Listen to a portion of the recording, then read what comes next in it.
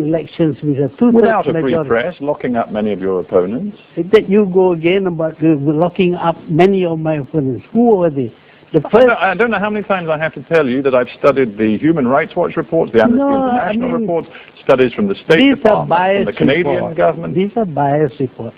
The first thing I did on becoming the Prime Minister in 1981 was to release political prisoners who were detained by my predecessors, 22 of them, including many members of the opposition. And the 1984 press law, which required newspapers to get a new license every single year, made it very easy for you to quieten them down, didn't it? No, it has always been there. The press law has been there because you we live in in a country. You know you did. Oh, no, I didn't. I didn't do that. But I don't know where you get your information from. But the fact is that we have a multiracial country. And if we are not careful, there will be racial flare-ups. And you look at most of the countries with a multiracial population, they are never peaceful. Even Northern Ireland, it took you such a long time to stop the war in Northern Ireland. Talking of peace, you did worry about the stability of your country, didn't you? That's why you were very strong, very tough with Islamist extremism inside Malaysia. Yes.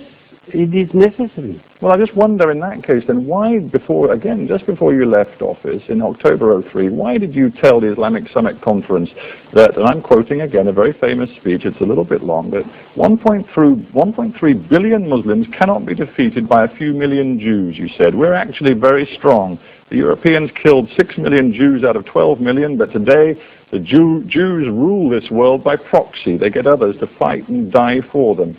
You went on to say, but the Jews have become arrogant, and arrogant people, like angry people, will make mistakes, and there may be a window of opportunity for us. I'm stating facts. I'm willing to say that again and again that this is what has happened.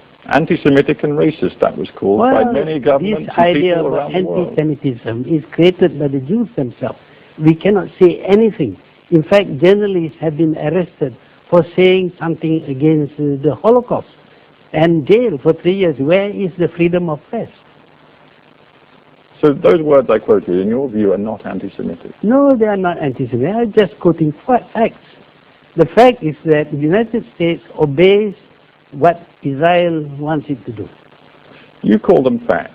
Let's leave that aside for a moment. I'm trying to understand your logic. Here you are, a man who says that your own country is potentially destabilized by Islamic extremism, and then you go out in an Islamic conference and you use words which could have been used by Osama bin Laden. There's no contradiction. No contradiction at all. Well, I don't want Islamic terrorism any more than I want Jewish attacks against Israel or American bombs on Baghdad.